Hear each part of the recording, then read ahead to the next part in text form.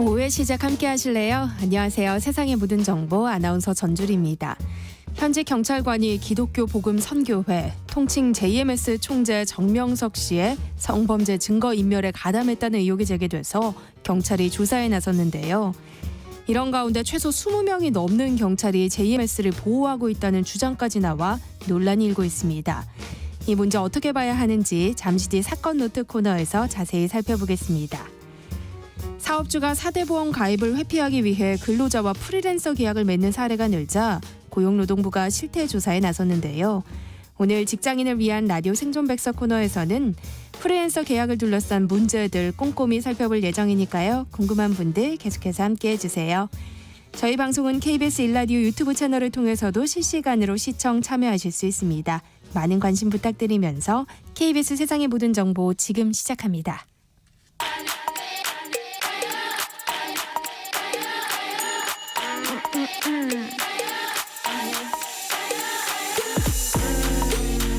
혹시 뉴스 빠뜨리셨나요? 한낮에 전해진 소식들 꼼꼼히 정리해드리겠습니다.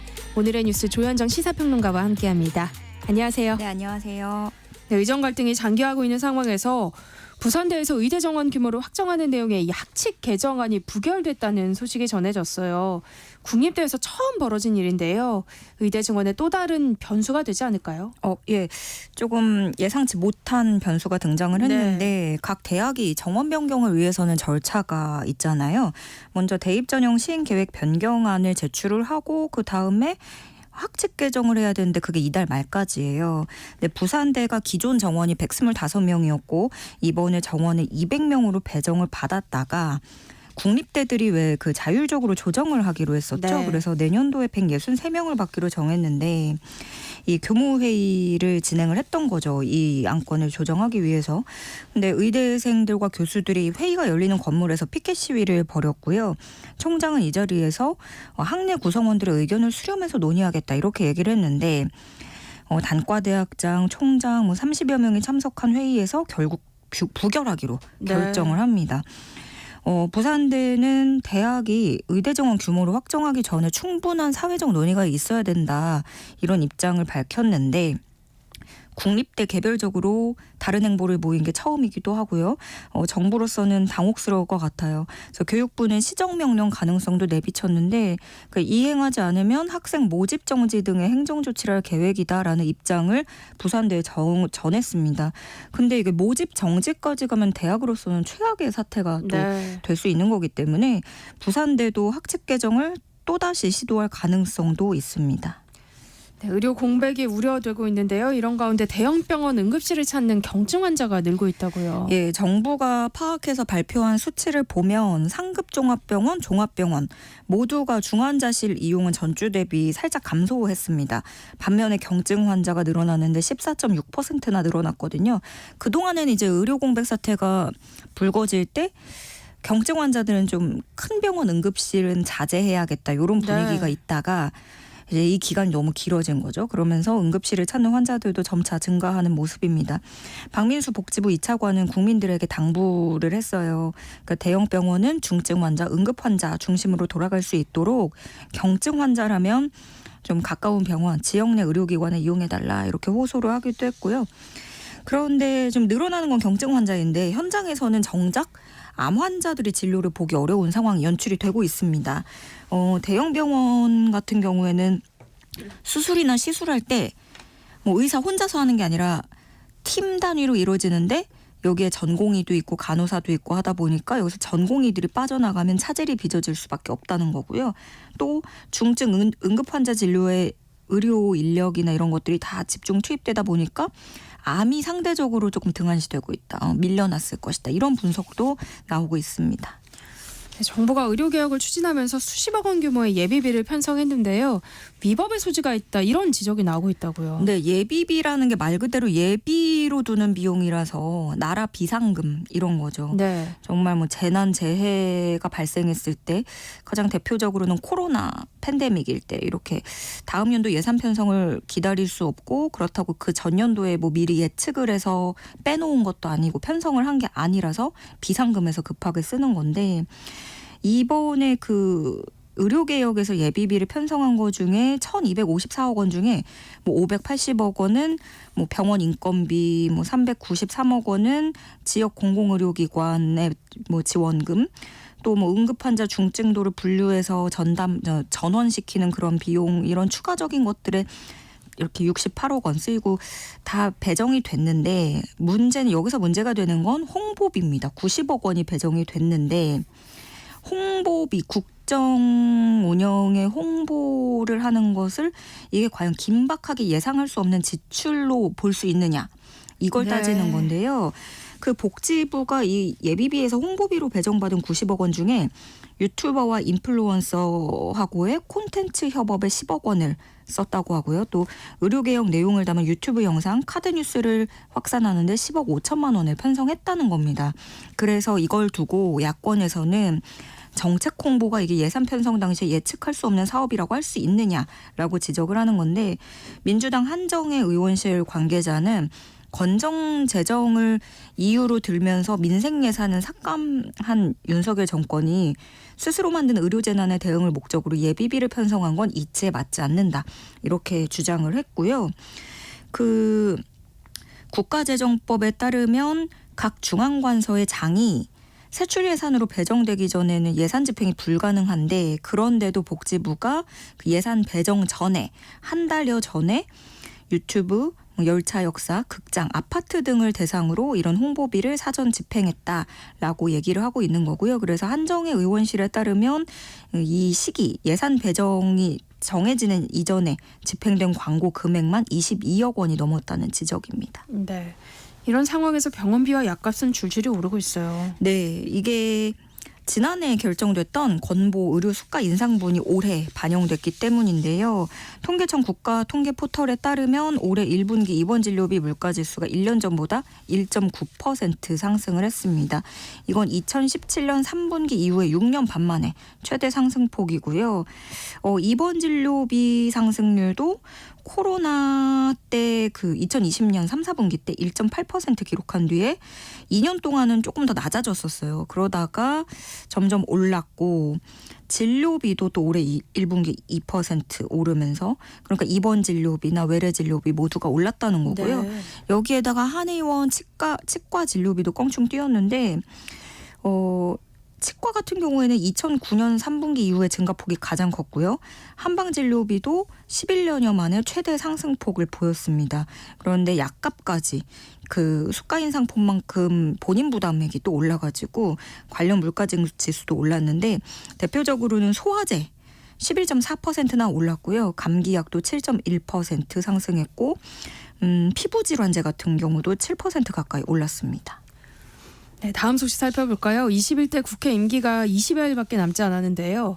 역대 최악의 성적표를 받을 것이라는 관측이 나오고 있어요. 네, 이게 발의는 이번 국회 때 되게 많이 됐어요. 총 25,831건, 이 중에 9,455건이 처리돼서 처리율이 36.6%에 머물고 있는데, 지난 19대 국회가 45%였고요. 20대 국회가 37.9%였으니까 36%면 상당히 낮다. 네. 이렇게 볼 수 있는데, 뭐 아직까지는 뭐 20여일 남긴 했습니다. 그래서 28일에 마지막 본회의를 열어서 그때 뭐 여러 건을 처리한다고 해도 그래도 20대 국회 37.9%까지 도달하기는 어렵고 그보다 낮을 것이다. 그럴 가능성이 큰데, 그러다 보니까 여야가 정쟁만 되풀이하면서 국회 본연의 업무를 놓쳤다. 입법은 뒷전으로 밀렸다라는 지적이 나오고요. 그 국가적으로 시급하거나 민생에 직결된 법안까지도 좀 폐기될 위기에 처했다는 건데, 대표적으로는 고준위 방패물 관리 특별법이라는 게 있습니다. 이게 그 원자력 발전소 가동할 때 발생하는 사용 후 해결료가 있는데, 이거를 어떻게 처분할지 영구 처분 시설을 마련하기 위해서 필요한 법안인데, 이 법안이 통과되지 않으면 최악의 경우에는 2031년에는 한빛 고리원전 등의 가동까지 중단될 수 있다라는 이런 우려가 나오고요. 뭐 대형마트 휴무일을 주말에서 평일로 바꾸자, 이 유통산업발전법도 개정안이 있었는데 계류돼 있고, 비대면 진료를 제도화하는 내용 의료법 개정안도 지난 8월에 그 법안 소위 심사 논의 이후에 진전이 없는 상태입니다. 네. 이런 상황 속에서도 여야 의원들이 외유성 출장에 나서면서 논란이 일고 있어요. 네, 임기 만료를 코앞에 두고 앞다퉈서 해외로 향하고 있는 모습에 눈살을 찌푸리는 상황인데요. 그 국회 사무처와 상임위원회에 따르면 이달 중에 계획된 해외 출장이 10여 건으로 집계가 됐고 또 총선 이후까지 넓혀보면 승인된 출장이 15건에 달했습니다.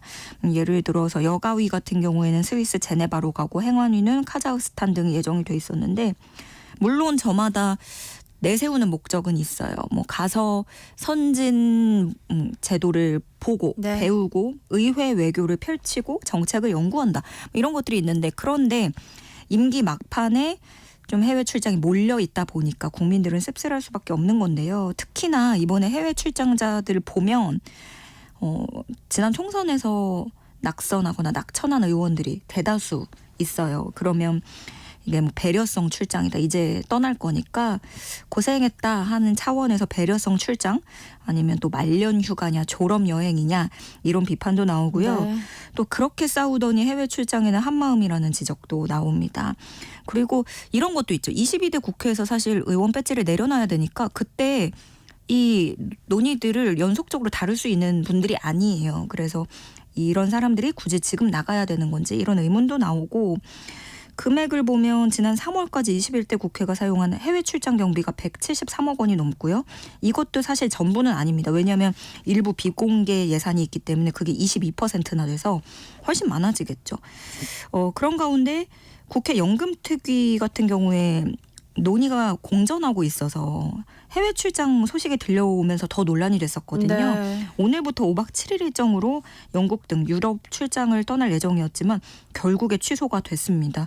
주호영 연금특위 위원장도 기자회견을 열고 그 나라 연금제도도 보고 가서 이제 최종 의견을 좀 합치를 해서 올 생각이었지만 그 만약에 거기서 이제 서로 주장만 하고 결론을 못 내고 오면 이제 더 큰일 날 수 있는 거죠. 그래서 출장 동기까지 오해를 받을 수 있어서 출장을 취소했다라는 입장을 밝혔습니다. 네. 연금 개혁 결국 다음 국회로 넘어가게 됐죠. 네.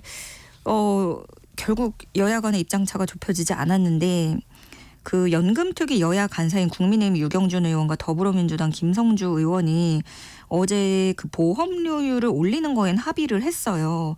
그런데 그러니까 더 내는 거는 합의를 했는데 덜 받을지 더 받을지 요걸로 의견을 좁히지 못해서 네. 합의가 무산됐고 국민의힘은 받는 거 43%까지만 받게 할 수 있다. 민주당은 45%는 돼야 된다라는 입장이었어요. 국민의힘 유경준 의원은 돈을 40%만 주려고 해도 보험료율이 18% 정도는 돼야 가능한데 그동안 사실 많은 정부들이 이걸 손을 못 댔잖아요. 네. 그래서 그렇게 중요했으면 문재인 정부에서 해야 됐다. 현 정부의 책임을 넘기는 건 맞지 않다. 이렇게 주장을 했고 민주당 측에서는 김성주 의원이 학자들도 이 구조개혁 논의를 하면 이견이 안 좁혀지기 때문에 먼저 모수개혁부터 하고 그렇게 번 시간에 구조개혁 논의를 하자는 게 야당 입장이었는데 이제 모수개혁이라도 하자고 하니 구조개혁이 아니면 안 된다고 하는 건 여당이 이건 연금개혁 의지가 없는 것이다. 이렇게 비판을 했고요. 일단 전문가들은 연금개혁 골든타임을 놓치게 됐다라고 한 목소리로 성토하고 있습니다. 소득보장론이든 재정안정론이든 어느 쪽도 현 상황에 대해서 비판하고 있습니다. 네, 그나마 양육 의무를 다하지 않은 부모가 자녀의 유산을 상속받지 못하게 하는 이른바 구하라법은 21대 국회에서 통과될 가능성이 크다고요. 네, 일단 이런 사태가 주변에서 이제 많은 뉴스가 들려왔었고 또 구하라 씨 같은 경우에 유명인이다 보니까 많은 분들이 구하라법 잘 알고 계실 텐데요. 그러니까 상속인이 피상속인에 대한 부양 의무를 다하지 않았을 경우 갓난아기 때부터 엄마 아빠 얼굴을 본 적이 없는데 갑자기 나타나서 이제 상속해달라 뭐 이런 네. 거죠. 그럴 경우 상속권을 상실하도록 하는 내용입니다. 20대 국회 때는 임기가 만료되면서 그때도 폐기가 됐었고요. 21대 국회에서는 발의는 됐었는데 임기 만료 직전까지 계속 처리를 못하다가 1436일 만에 법사위 법안심사 소위를 통과했습니다. 이로써 21대 국회 임기 내에 본회의를 통과할 가능성이 커졌고요. 이 외에도 국회 법사위는 62개 법안을 심사를 했는데 구하라법을 비롯한 20여 개 법안이 소위를 통과해서 전체 회의에 상정됐습니다. 네. 야당 주도로 의결된 이른바 최상병 특검법이 정부로 넘어가면서 이 대통령 거부권 행사 가능성에 관심이 쏠리고 있어요. 네. 지난 2일에 국회 본회의에서 야당 주도로 가결이 되고 이제는 네. 정부가 접수를 한 겁니다. 근데 국회를 통과해서 정부로 이송된 법안은 그 15일 이내에 공포를 하거나 거부권을 행사를 해야 돼요. 김진표 국회의장도 사실 이 시간을 보장하기 위해서 2일에 본회의 안건을 상정했다고 그렇게 밝혔었고, 그럼 이제 관건은 대통령이 거부권을 행사하느냐 마느냐 이건데, 우선 대통령실은 부정적인 입장을 보였잖아요. 네. 드러내놓고 이거는 정치적으로 악용하려는 나쁜 정치다. 이렇게 즉각적으로 비판 반응을 대통령실에서 내놓은 만큼 거부권을 행사할 가능성에 무게가 실리고 있고요. 법안 통과를 주도한 민주당은 강하게 경계를 하고 있습니다. 어제 민주당 박찬대 원내대표가 홍철호 대통령실 정무수석을 만났는데 이 자리에서 박찬대 원내대표가 거부권을 행사하면 전국에 상당히 파란이 있을 것이다 이렇게 경고하기도 했습니다. 네. 이런 가운데 최상병과 함께 복무했던 이 해병대 동료들이 대통령에게 공개 편지를 보냈다고요? 네. 이 대통령에게 편지 보낸 동료들은요, 지난해에 그 최상병과 함께 실종자 수색 작업을 하던 중에 급류에 휩쓸렸다가 구조된 생존 해병입니다. 편지를 통해서 최상병 특검법을 나쁜 정치라고 표현한 대통령실의 입장을 뉴스로 접했는데, 사고가 발생하고 벌써 9개월이 지났고 이만큼 기다렸으면 이제는 특검법이 필요하다고 생각하는 것도 무리는 아니지 않겠느냐 이렇게 호소를 했고요. 또 그 수해 복구를 하러 간 해병대원들을 아무런 준비도 없이 수색에 투입한 사람은 누구인지, 그럼 이렇게 바둑판 모양으로 흩어져 걸어다니면서 급류로 들어가서 실종자 찾으라고 지시를 하고 그렇게 판단한 사람은 누군지 이걸 밝혀야 된다라는 점을 강조를 했습니다. 그러면서 눈앞에서 최상병을 놓쳤던 때처럼 할 수 있는 게 아무것도 없다는 미안함을 반복하고 싶진 않다. 용기 내 부탁드린다. 거부권을 행사하지 말아달라 이야기했습니다. 네. 한낮의 교양 파트너 지금 여러분께서는 세상의 모든 정보와 함께하고 계십니다. 지난 윤석열 대통령과 이 민주당 이재명 대표의 영수회담에서 합의문이 따로 나오지 않았는데요. 그래서일까요? 지금 여러 뒷말이 나오는 모양이에요. 네, 아무래도 그럴수록 또 사실 영수회담 자체가 처음이었고 하다 보니까 해석도 분분할 수밖에 없고, 또 지금 비하인드가 어떤지 뭐 추측도 그렇고 한데요. 그 영수회담 추진 과정에서 비공식 특사 라인이 가동됐다라고 전해지고 있어요. 한국일보 보도에서는 이 자리에 그 비공식 특사 라인이라는 거에서 함성득 경기대 정치전문대학원장, 이명백 고려대 명예교수 이렇게 주축이 됐었다는데, 양쪽 다 그 윤석열 대통령, 또 한쪽은 이재명 대표 이렇게 친분이 있는 분들이죠. 그래서 이 한국일보 보도에 따르면 윤 대통령이 이재명 대표에게 진정성을 보여주라고 3가지를 제안했다고 해요. 그 3가지는 하나가 국무총리 인사 추천이고, 또 하나는 이 대표와의 한 라인을 구축하겠다. 3번째는 여야정의 협의체를 가동하자라는 건데, 국무총리 인사를 논의를 했다는 거죠. 그래서 이재명 대표가 야권 내 중도 성향 인사를 몇 명 추천을 해주면 검증을 해서 영수회담에서 결정해보자라고 윤 대통령이 제안을 했다는 겁니다. 네. 특히나 그 이재명 대표에게 불편한 인사는 대통령 비서실장 인선에서 배제하겠다라는 뜻도 전했다고 하고요. 지금 이 내용들이 문제가 되는 건데, 그러니까 물론 뭐 대통령이 먼저 이제 야당 대표에게 막 이렇게 문을 열고 협치에 대한 의지까지는 뭐 좋겠지만, 인선 문제라면 좀 더 공개된 공간에서 논의가 됐어야 됐다는 거예요. 두 사람이 비공개로 얘기를 했잖아요. 근데 대통령과 야당 대표가 둘이서만 결정하는 구조는 밀실 인사가 될 수 있다라는 거고, 그러다 보니까 국민의힘 당원들이 굉장히 화가 나 있습니다. 격앙된 반응을 보이면서 거세게 반발하고 있는데, 당원 게시판에는 탈당해라, 뭐 총리 후보 민주당에 구걸하지 말고 될 때까지 후보 내라 이런 요구들이 올라왔고요. 대통령실은 이 보도에 대해서 영수회담은 공식 채널로 준비해온 사안이라고 밝히면서 비선 논의설은 부인한 것으로 알려졌습니다. 네. 오늘의 뉴스 여기까지 하겠습니다. 조현정 시사평론가와 함께했습니다. 고맙습니다. 네, 고맙습니다. KBS 일라디오 세상의 모든 정보와 함께하고 계신 지금 시각은 12시 40분입니다. 이 시각 교통정보 알아봅니다. 이 시각 교통정보입니다. 나흘 만에 보이는 맑은 하늘에 도로 보수 작업이 한창입니다.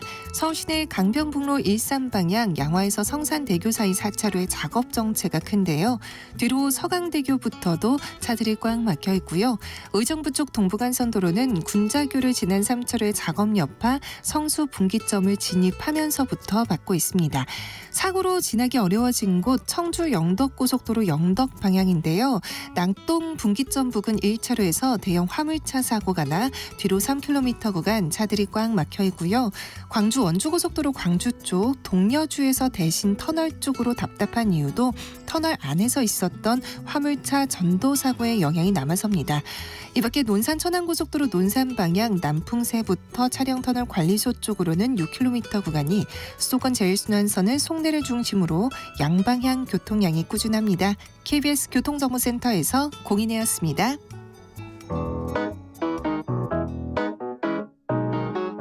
세상의 모든 정보는 청취자분들의 관심과 참여를 기다립니다. 방송 들으시면서 궁금한 점이 있거나 의견 공유하고 싶은 분들 계시면 문자 보내주세요. 추첨을 통해 모바일 쿠폰 보내드리겠습니다. 참여하실 번호는 샵 9730이고요. 짧은 문자 50원, 긴 문자 100원의 이용료가 부과됩니다.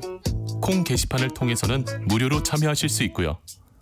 KBS 1라디오 유튜브 채널을 통해서도 실시간으로 시청 참여하실 수 있습니다. 꼭 알아야 할 정보를 알기 쉽게 전달해드리는 세상의 모든 지식. 우리 사회를 들끓게 한 사건을 살펴보는 사건 노트 시간이죠. 배상훈 프로파일러와 함께하겠습니다. 안녕하세요. 안녕하세요. 네, 오늘 살펴볼 첫 사건은 이혼 소송 중인 아내를 살해한 혐의로 재판에 넘겨진 미국 변호사 사건이에요. 간략하게 어떤 일이 있었던 건지 설명을 해주세요. 많은 분들이 이 사건을 보고 많이 충격을 받으셨을 겁니다. 우리 사회의 사회 지도층이라고 할 수 있는 그것도 우리 최고의 로펌에 다니는 그런 변호사가 이 자기 부인을 아주 참혹하게 살해한 사건으로서 발생한 건 작년 12월 3일입니다. 이제 이게 저녁 7시에서 9시 사이에 발생한 거고요. 논란은 있습니다. 왜냐하면 본인은 우발적인 살인을 주장을 하지만은 발견된 상황이라든가 이런 여러 가지 이 상황이란 게 뭐냐면 이 범인이 이 살인 범죄를 저지른 후에 112나 119를 신고한 게 아니라 자기 아버지한테 먼저 전화를 합니다. 네. 그리고 아버지 말고 또 지금 나오는 건 매형인가 가족 그들이 다 변호사들입니다. 굉장히 유명한 변호사. 이름만 되면 금방 알 수 있는 변호사들이라서 혹시라도 이 사건 자체가 그런 어떤 권력이라든가 사회의 힘이라 이런 것들이 개입된 것이 아닐까라는 많은 분들의 우려가 있는데 어쨌든 그렇게 기소돼 갖고 재판이 진행됐고 마지막 재판까지 1심의 마지막 재판까지 진행돼서 여기까지 오게 된 겁니다. 그러니까 피해자분은 그 부인이시고 아들과 딸 두 자녀가 있고요. 별거 중이었습니다. 그 범행 공간은 남편이 사는 공간이고 그 부인은 딸하고 다른 근처에 다른 공간에 살고 있었는데 그 아이의 물건을 거기로 가지러 오다가 이런 비극을 당하신 겁니다. 지금 재판이 진행 중인 사건인데요. 재판에서 범행 전후가 녹음된 음성 파일 일부가 공개가 됐어요. 그러니까 이러기가 참 쉽지가 않습니다. 왜냐하면 애초에 재판이나 이런 건 증거에 대한 얘기를 기소되고 재판이 시작되기 전에 이미 합니다. 근데 이거는 이 녹음 파일이라고 하는 건 그 범행 현장 상황이 다 드러난 녹음 파일이 마지막 공판 때 제출이 된 겁니다. 이러기는 거의 글쎄요. 이게 보통의 재판에서 이런 건 사실은 없는 일인데 그러니까 이 관련된 여러 가지 내적인 얘기가 사실은 많이 있어서 많은 분들을 가슴 아프게 한 거죠. 그러니까 이것도 실제로는 녹음 파일이 피해자 쪽에서 포렌식을 해서 아주 어렵게 포렌식을 해서 복구한 겁니다. 이게. 그렇군요. 그러니까 수사 과정 중에는 이 녹음 파일을 확인할 수가 없었던 거군요. 우리가 이제 사과폰이라고 하는 그 폰은 번호가 좀 넣으면은 이걸 열 수가 없는 구조인데 아주 일부의 위험성이 있는 방식으로 복제해서는 확인할 수 있는 방법이 있다고 합니다. 그러니까 사실은 그러다가 망가질 수도 있는 겁니다. 그 위험을 감수하고 그 정도로 이 피해자 가족들은 억울하고 분노를 사실 가지고 계시면서 재판에 아주 이렇게 임하신 거죠. 그렇군요.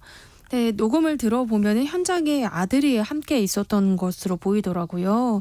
이 자녀들이 굉장한 충격을 받았을 것 같은데 현재는 어떻게 생활하고 있나요? 그 현장 음을 들어보면은 어떻게 이럴 수가 있을까? 왜냐하면 그 아들이 보는 앞에서 범행을 네. 한 거예요. 어떻게 그런 저는 이런 범죄자도 있나? 그 더 큰 문제는 네. 그 딸아이를 나중에 현장으로 데리고 왔어요. 네? 그 탐사보도 프로그램에 CCTV 나와 있잖아요. 어. 그러니까 이게 도대체 그래서 저는 그 탐사보도 프로그램을 보신 분들 많은 충격을 받으셨는데 네. 원래 이 자녀들은 이제 이 집안 범인의 집안 자체가 우리나라에서 굉장히 유명한 집안이고 네. 손이 귀한 집안이라고 합니다. 그러니까 아들 손이 귀한 집안이라서 아마 조부가 데리고 있나 봅니다. 지금도 그렇게 있나 봅니다. 그래서 피해자 쪽에서는 친권 소송도 같이 진행할 예정인가 네. 봅니다. 예. 네, 그래야 될 것 같은데 이 피의자는 이 녹음 파일이 공개되기 전까지 우발적 살인을 주장했다고 하더라고요. 근데 이제 녹음 파일이 공개가 됐잖아요. 그러니까 이제는 우발적 살인이라는 주장을 계속 이어가기는 쉽지 않을 것 같은데요. 아마 본인들도 굉장히 당황을 했을 겁니다. 왜냐하면 5차 공판 마지막 공판 때 이게 제출되는 네. 그래서 극구 피고인 쪽 변호사는 이 증거 채택에 반대를 했다고 합니다. 그런데도 판사님들이 이건 들어봐야 된다라고 해서 채택했기 때문에 그렇게 돼서 나타난 거지 그렇지 않았으면 아예 증거 채택이 안 됐으면 드러날 수도 없는 거였죠.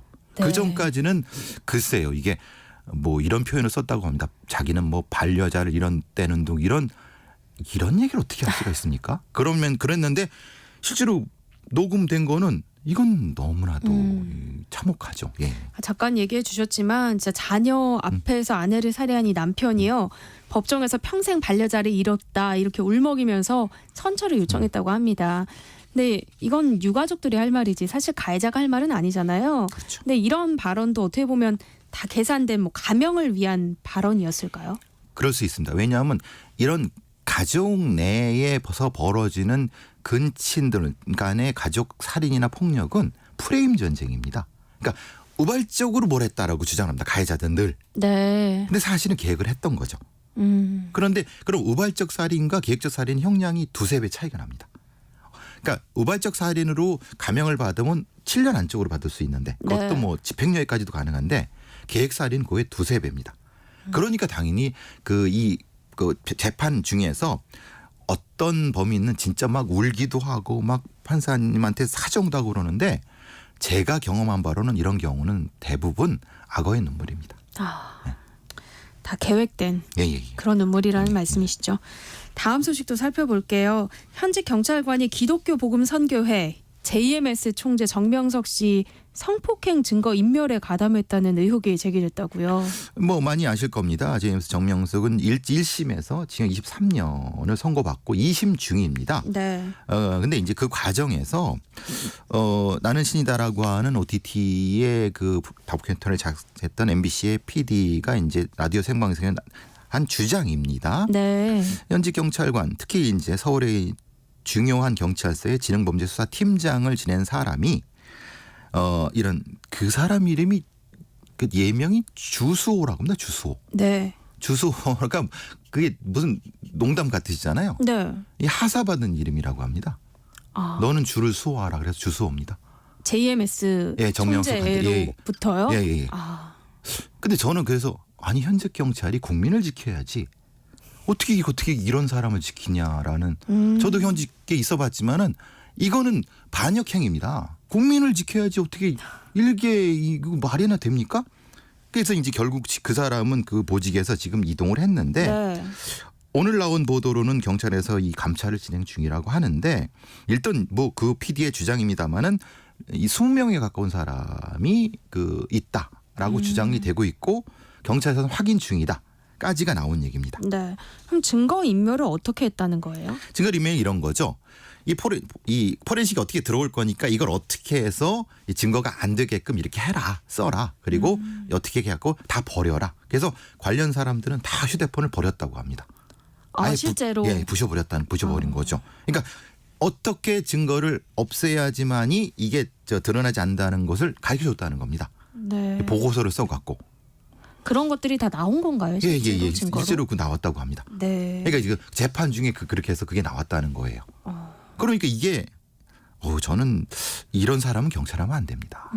이건 그러면 팀장이라고 하셨잖아요. 예, 팀장. 보통 팀장은 경감급입니다. 무궁화 2개가 네, 맞습니다. 꽤 직위가 높은 편 아니에요? 우리가 개선으로 보면은 팀장, 과장, 서장 이렇게 했는데 팀장은 일선 수사팀을 지휘합니다. 굉장히 네. 큰 권한이 있죠. 그렇군요. 네. 그러니까 일단 주장입니다만 경찰 신도가 최소 20명이다. 뭐 경감보다 높은 계급도 있다. 이런 주장이 나왔어요. 근데 이게 만약에 사실이면 경찰 자체 조사로는 밝혀내기 어렵지 않을까 싶은데요. 저도 그게 제일 걱정입니다. 그래서 물론 경찰의 감찰 기능은 저도 신뢰를 하고 네. 그러리라고 믿습니다. 근데 이건 일단 주장이니까요. 주장이니까 20명 정도가 있다라고 하고 높은 계급이 있다고 하면 거기까지 올라가는 동안 사실 그걸 도운 사람들 여러 있을 것이고 그러니까 사실은 뿌리가 좀 있지 않을까라고 하는 추정을 하고 있고 물론 이건 수사가 돼야 되는 사항입니다. 네. 어쨌든 예. 근데 이런 의혹이 확인이 되면 어쨌든 수사를 방해한 거잖아요. 처벌이 내려지겠죠. 수사기밀 유출이라고 하는 건 제가 알기로는 7년 이하의 징역이라든가 상당히 중합니다. 중한 것만이 네. 아니라 도덕적 윤리적으로도 하면 안 되는 짓이죠. 그렇죠. 어떻게 민중의 지팡이 여기 경찰이 이런 짓을 합니까? 근데 문제는 거기까지 이것이 그렇게까지 됐다고 하는 것을 저는 사실 좀 믿기가 어렵습니다. 어떻게 이게 가능할까라고 네. 하는. 그러니까 말하자면 처벌은 처벌대로 또는 징계는 징계대로 받는 부분이 존재하지만은 문제는 그것을 보고도 감찰을 안 했거나 아니면 감찰을 소홀히 했다고 하면 그 지위 계선에 있는 사람들도 거기에 대한 책임을 져야 됩니다. 네. 저 사람이 분명히 왜냐하면 사건 자료라고 하는 것은요. 수기로 작성된 게 아닙니다. 컴퓨터 서버에 있는 거예요. 서버에 있는 걸 이 사람이 다운도 받아서 보고 그걸 가지고 했다는 거잖아요. 기록에 남았을 거예요. 아, 네. 그럼 그것에 대한 것을 왜 감찰을 안 합니까? 그렇죠. 그죠? 그게 해야죠. 문제가 있는 거죠. 네. 그러니까 그것에 대한 감찰을 안 했다고 하면 분명히 이 사람이 만약에 이게 사실이라고 하면 이 사람의 지위 계선에 있는 사람들도 분명히 거기에 대한 책임을 져야죠. 네. 근데 사실 경찰이 된다는 건 굉장한 직업 의식이 필요한 일이잖아요. 도덕성이 필요하죠. 그러니까요. 근데 그걸 버릴 정도로 이렇게 JMS 같은 종교에 빠지는 사람들의 심리는 뭘까요? 사실은 그 JMS라고 하는 게 애초부터 태생적으로 사실은 이런 어떤 내적 의식이 굉장히 강한. 네. 그래서 상당히 물론 이것도 이제 그걸 주장하는 반 JMS의 이제 단국대의 김도영 교수 같은 분들이 주장하는 바고, 네. 상당히 자기들끼리 결속력이 강하고, 그러니까 국민의 공복으로서의 어떤 의식보다는 네. 그 종교적인 어떤 부분이 분명히 더 높다 이렇게 주장을 하고 있고, 물론 이 사람들은 교인이란 거를 그렇게 얘기하진 않는다고 합니다. 아니라고 얘기를 합니다. 아니라고. 예, 아니라고 네. 얘기합니다. 그러니까 이건 수사를 통해 밝혀낼 수밖에 없죠. 실제로 그러네요. 그렇다고 하면은. 그렇네요. 네. 또 기독교 복음 선교회 총재 이 정명석 씨에 대한 항소심이 진행 중이죠. 예, 아까 말씀 1심은 23년이고 2심 진행 중인데 걱정스러운 건 이겁니다. 그 재판하는 과정에 지금 나온 얘기도 그런 거죠. 그 피해자에 대한 2차 가해가 진행 중이 아니냐라고 하는 우려가 존재합니다. 네. 왜냐하면 성범죄 사건 같은 경우는 성범죄 증거가 녹음 파일로 되는 것이 있거든요. 그게 그 피해자의 프라이버시라든가 인권에 굉장히 심각한 유출됐으면 심각한 문제가 되는데 네. 그래서 그걸 함부로 피고인 쪽이 유출시키면 안 됩니다. 네. 그런데 2심 재판부에서 그런 부분이 있다라고 많은 부분이 문제를 지적하고 있거든요. 네. 매우 조심스럽게 접근해야 됩니다. 특히 이제 이 사람은 굉장히 힘이 있는 사람이기 때문에 피해자에 대한 보호가 있어야 되는데 그게 좀 부족한 것이 아닐까라는 우려 때문에 이런 얘기를 하는 거죠. 저 피해자가 이걸 고소를 포기할까 이런 얘기도 한다고 하니까 네. 그건 아닙니다. 이런 식으로 재판은 좀 우리 사법부에서 좀 조금 깊이 좀 숙고를 해주셨으면 좋겠다는 생각이 듭니다. 네. 사건 노트 오늘은 여기까지 하겠습니다. 지금까지 배상훈 프로파일러와 함께했습니다. 고맙습니다. 감사합니다. KBS 세상의 모든 정보 1부 순서 여기서 마무리하겠습니다. 이어지는 2부에서는요. 사건 사고 뉴스를 살펴보는 하프타임 뉴스 준비되어 있고요. 일터에서 나를 지키는 법을 알려드리는 시간이죠. 직장인을 위한 라디오 생존백석 코너 기다리고 있습니다. 계속해서 많은 청취 부탁드립니다. 그럼 전 1시 정각 2부에 다시 찾아올게요.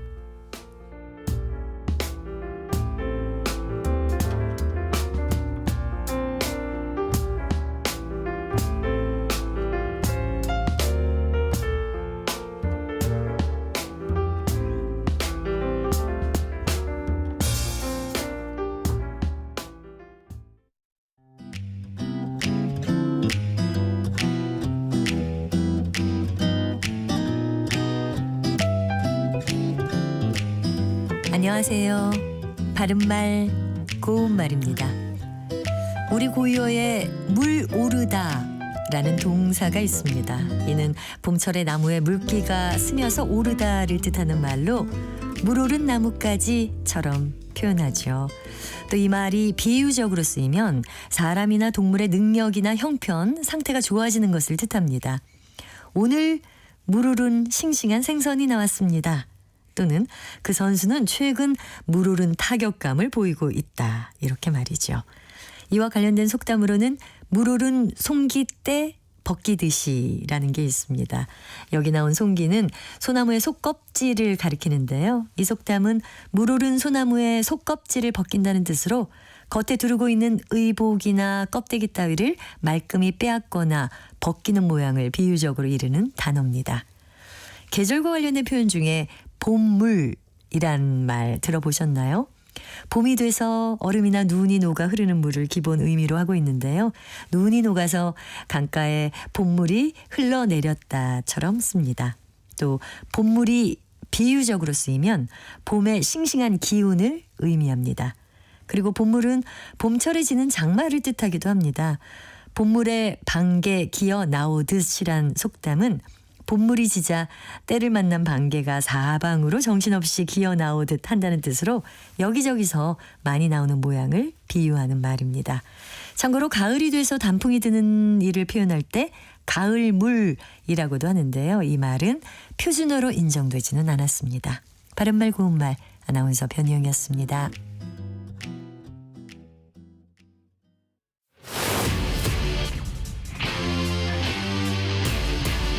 토론에 정답은 없습니다. 토론이 세상을 바꿀 수도 없습니다. 하지만 질문은 새로운 세상을 만들 수 있습니다. 질문으로 올바른 세상을 만드는 첫걸음. 평일 저녁 7시 20분 KBS 열린 토론.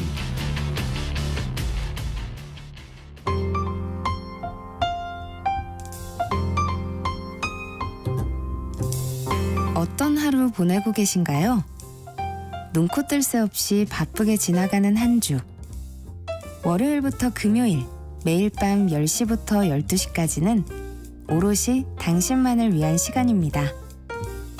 당신을 위한 지식 쉼터. 오늘 밤 일라디오.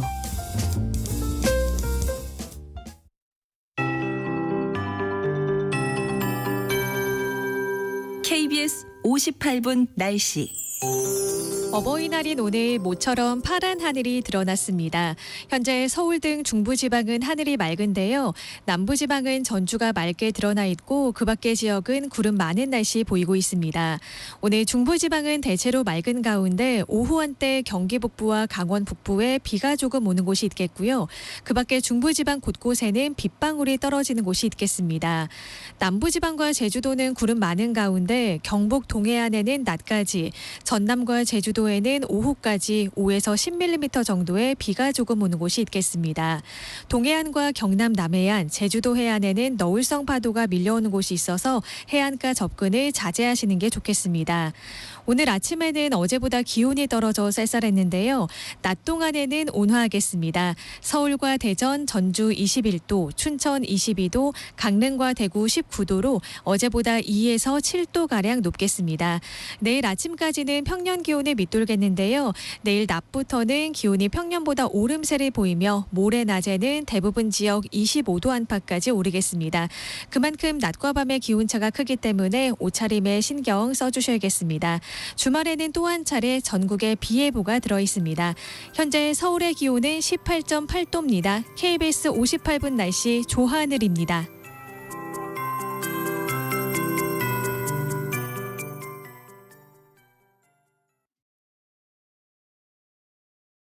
정성을 다하는 국민의 방송 KBS가 한시를 알려드립니다. AM 711kHz, FM 97.3MHz, KBS 1라디오입니다. HLKA.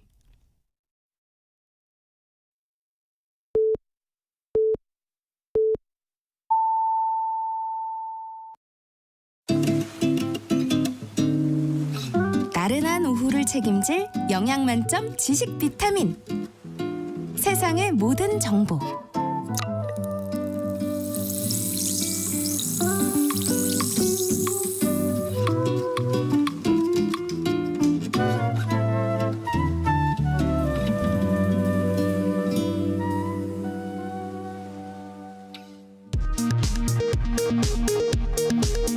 이 시각 라디오 정보센터 뉴스입니다.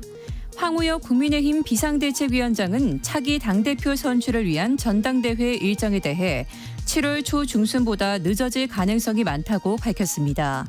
홍준표 대구시장은 전당대회 연기론에 대해 참 가관이라며 전당대회 조속 개최를 촉구했습니다.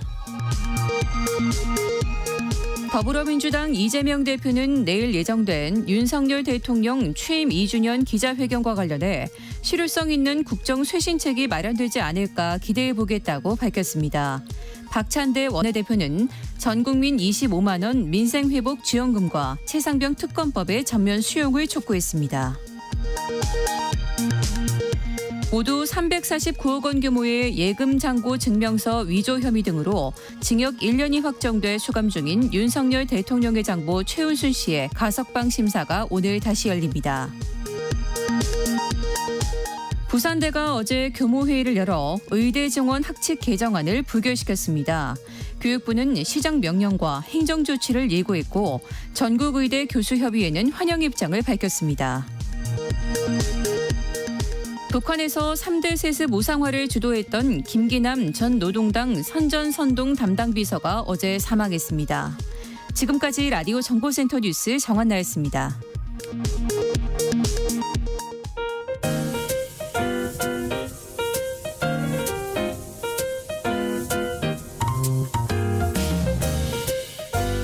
정신없이 바쁜 하루, 지금 우리 주변에서 벌어지고 있는 사건 사고 소식들 한숨 돌리며 살펴보시죠. 하프타임 뉴스 임선희 뉴스캐스터와 함께합니다. 안녕하세요. 안녕하세요. 네, 오늘 오전 대전 동구의 한 농장에서 맹견들이 탈출해서 주민들에게 대피하라는 재난 문자가 발송됐다고요. 네, 대전의 한 개 농장에서 맹견 70여 마리가 탈출했다는 소식과 함께 주민들에게 재난안전 문자가 발송되면서 한바탕 소동이 벌어졌는데요. 네. 알고 보니 가벼운 해프닝으로 일단락됐습니다. 오전 9시 40분쯤 관련 신고가 접수됐는데 현장에 출동한 경찰이 확인해보니 번식용 소형견 2-3마리가 농장 밖을 벗어났던 것으로 확인이 됐는데요. 당연히 인명피해는 없었고요. 오랜만에 바깥 구경에 신이 났던지 일부 농작물만 피해를 본 것으로 파악이 됐습니다. 네. 사육장 규모가 크다 보니 혹시 모를 피해를 대비하기 위해 발송된 문자가 이런 소동을 일으킨 것으로 보이는데요. 현재는 달아났던 소형견 모두 포획된 것으로 전해졌고요. 현장에 출동했던 경찰도 안전에 이상이 없다는 판단을 내리고 현장에서 철수했다고 합니다. 네. 다음은 충격적인 소식인데요. 이별 통보에 화가 난 한 남성이 자신의 여자친구를 흉기로 찌르고 자살 시도를 하려다가 붙잡혔어요. 네, 지난 주말 강남역 인근에서 벌어진 일입니다. 범행이 드러나게 된 건 이 남성의 자살 소동 때문이었는데요. 사건 당일 옥상에서 남성이 투신하려 한다는 신고를 받고 출동한 경찰은 이 남성을 끌어낸 이후 약이 든 가방을 두고 왔다는 말에 다시 현장을 찾아 확인에 나섰습니다.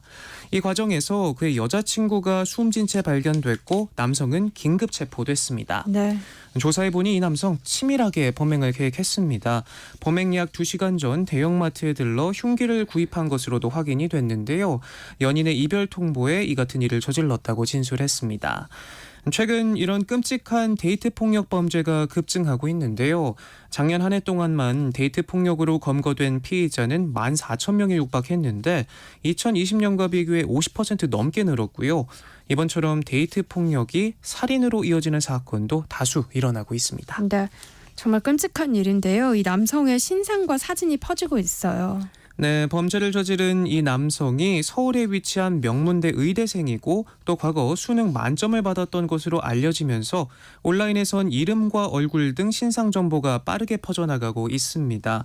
과거 수능 만점으로 유명 입시학원과 언론사 등 인터뷰를 통해 그 비결을 공개하기도 했는데 네. 여기에 비난 댓글들이 이어지고 있고요.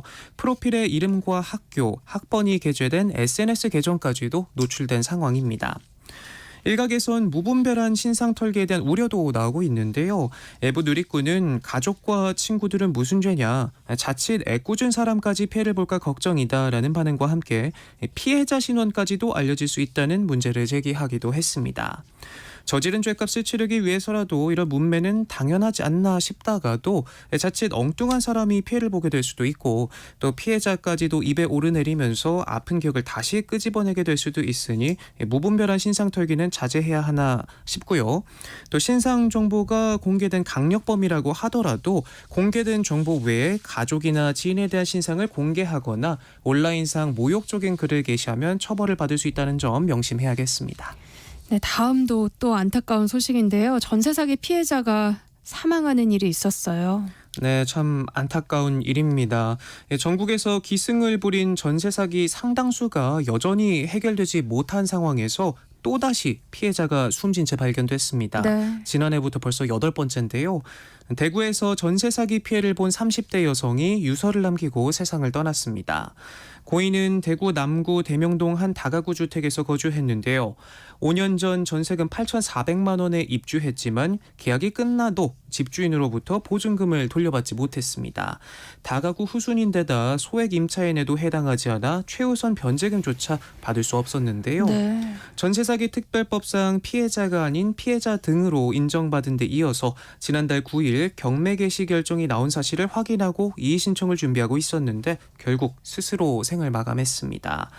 고인이 살았던 건물의 열세 가구는 현재 13억 원 규모의 전세 사기 피해를 호소하고 있습니다. 주택 여러 채를 소유한 건물주가 전세금을 반환하지 않고 있다는 건데요. 또 해당 건물은 최근 감정평가액이 12억 원 수준으로 책정됐지만 근저당이 9억 원가량 잡혀 있어 피해자들은 다가구 후순위거나 허위로 작성된 선순위 보증금 확인서를 받았다면서 이른바 깡통 전세를 주장하고 있습니다. 피해자들은 전세대출금 상환을 비롯해 퇴거 압박에도 시달리고 있다고 하는데요. 네. 고인 역시 사망한 당일에도 임대인이 월세를 독촉하면서 인터넷선을 자르는 등 괴롭힘이 있었던 것으로 전해졌습니다. 이런 전세 사기 피해 날이 갈수록 점점 더 심해지고 있습니다. 보증금을 제때 돌려받지 못한 세입자들의 임차권 등기 명령 신청 건수는 지난해 역대 최다를 기록했고요. 올해 1월부터 4월까지만 놓고 봐도 18,000건에 육박해 1년 전보다 60% 가까이 늘었습니다. 네. 그 무엇보다 안락해야 할 보금자리가 이 숨통을 죄어오는 이런 일들이 비일비재하게 벌어지고 있는 건데요. 참 안타깝습니다. 그런데 코리안 드림을 꿈꾸면서 한국을 찾은 외국인들까지도 전세 사기 피해를 입고 있다고요. 네, 외국인 전세 사기 피해 역시 빈번하게 일어나고 있는데요. 비율로 보면 전체 1% 남짓하지만 그럼에도 1년이 채 안 된 시점에 벌써 200건이 넘는 피해 사례가 나오면서 주목을 받고 있습니다. 네. 문제는 현행 제도에서 외국인 전세 사기 피해자를 구제할 방법이 없다는 건데요. 긴급 주거 지원을 위한 혜택 대상이 규정상 내국인으로 한정되기 때문에 피해를 인정받더라도 기금으로 조성되는 대출이나 주거 지원 등에서는 제외가 됩니다. 예로 인천에 살고 있는 중국 국적 재외동포 한 분은 하루아침에 2년 가까이 살던 전셋집에서 쫓겨나는 일을 겪기도 했는데요. 전세 사기를 당해 집이 경매에 넘어갔고 헐값에 낙찰까지 되면서 난감한 상황에 빠졌습니다. 전세금 5천만 원도 한 푼도 돌려받지 못했고요. 20년 가까이 공장과 식료품점에서 코리안 드림 내 집 마련을 꿈꾸면서 열심히 일해 모은 피 같은 돈인데 네. 허무하게 사라진 겁니다. 이에 정치권에서는 관련 법안을 발의해 향후 본회의의 처리 여부가 주목을 받고 있는데요. 개정안은 법률상 전세 사기 피해자로 결정받을 수 있는 임차인에 외국인을 포함하는 것을 골자로 하고 있는데 이런 전세 사기 피해자에 대한 구제의 길 빠르게 자리 잡길 바라봅니다. 그래야겠네요. 네, 오늘은 어버이날입니다. 어버이날 하면 카네이션 가장 먼저 떠올리게 됐는데 요즘엔 이 카네이션 찾는 발길이 뚝 끊겼다고요. 네, 저도 어제 퇴근하고 부모님께 드릴 꽃바구니 한번 사볼까 하고 꽃집에 들렀는데요. 어버이날 하루 전인데도 굉장히 한산하더라고요. 네. 5월이면 그야말로 대목인데 어쩐 일인가 싶어 사장님께 물어봤더니 작년까지만 해도 예약 주문이 있을 정도로 바빴는데 올해부터는 대목이 사라진 것 같다며 한숨을 쉬셨습니다. 고공행진하는 물가의 소비 트렌드도 변화하면서 꽃 선물 대신 보다 저렴하고 실용적인 선물을 많이 찾으시는 것 같은데요. 실제로 지난 1일부터 7일까지 양재 화훼시장에서 거래된 국산 카네이션은 3만 5천여 속으로 지난해와 비교해 절반 수준에 불과했습니다. 네. 반면 가격은 오히려 40% 넘게 오르면서 찾는 사람은 더 줄어들었는데요. 이렇다 보니 중고 거래로 카네이션 생화나 조화를 사고 파는 경우도 어렵지 않게 찾아볼 수 있고요. 성인 1000명을 대상으로 한 설문조사에 따르면 10명 중 6명은 현금이나 상품권 등 용돈을 어버이날 선물로 계획하고 있는 것으로 나타났습니다. 특히 지갑 사정이 빠듯한 20대는 다른 연령대보다 용돈을 선택한 비율이 50%가 채 안 될 만큼 낮았을 뿐만 아니라 선물 없이 함께 시간을 보낼 예정이란 답변도 10% 가까이 됐는데요. 치솟는 물가에 가정의 달인 5월이 가난의 달이 됐다라는 우스갯소리까지 나오는데 조금은 씁쓸한 대목이네요. 네.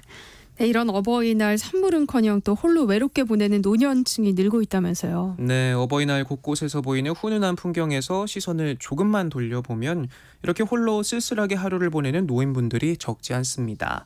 인구 고령화의 전체 인구의 약 20%가 65세 이상 노인이고 이들 가운데 30%는 홀로 사는 것으로 집계되고 있는데요.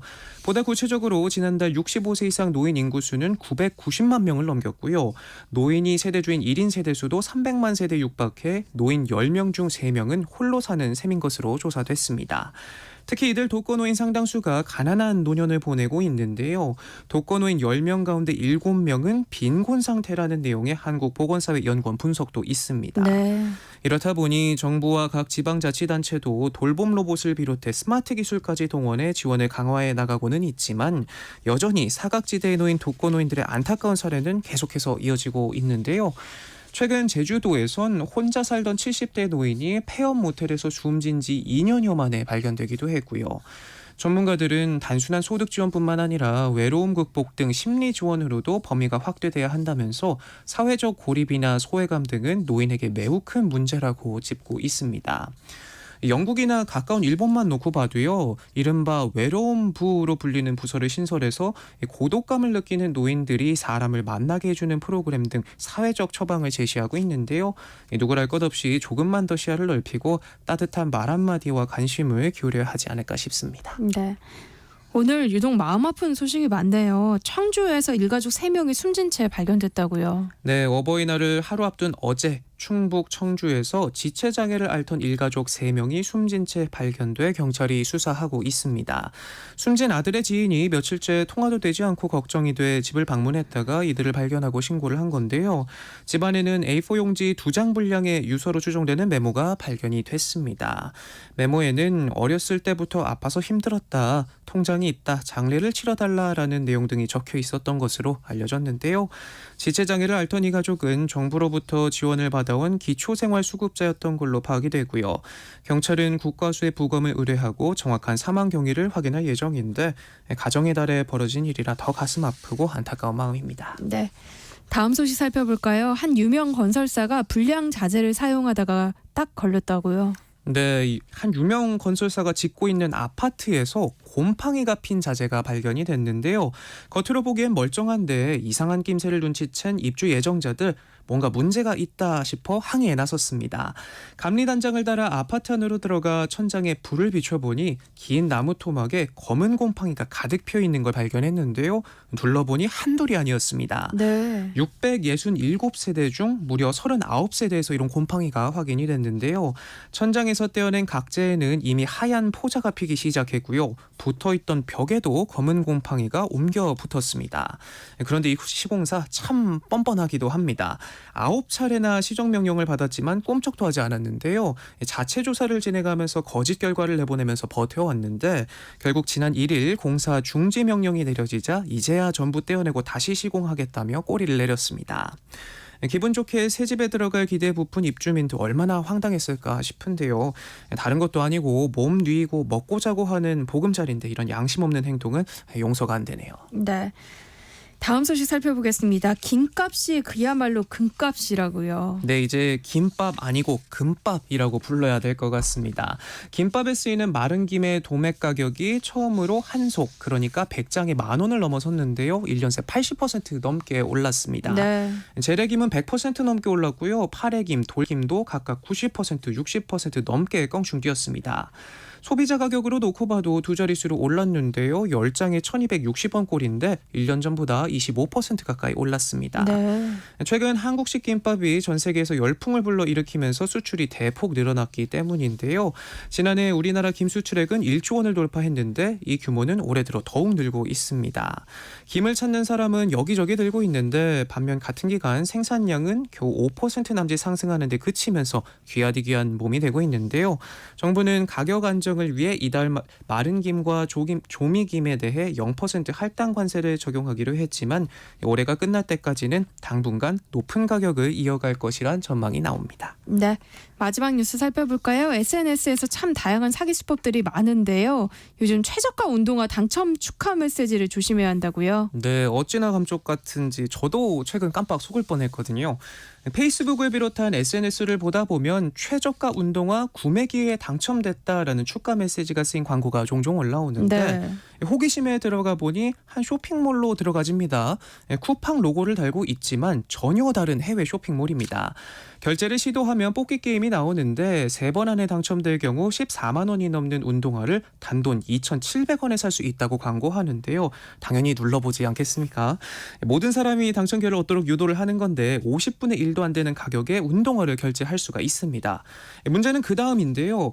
운동화를 결제하고 몇 시간 뒤 운동화 가격의 25배가 넘는 6만 원가량이 구독료 명목으로 추가 결제되는데 네. 별다른 설명도 없는 명백한 사기입니다.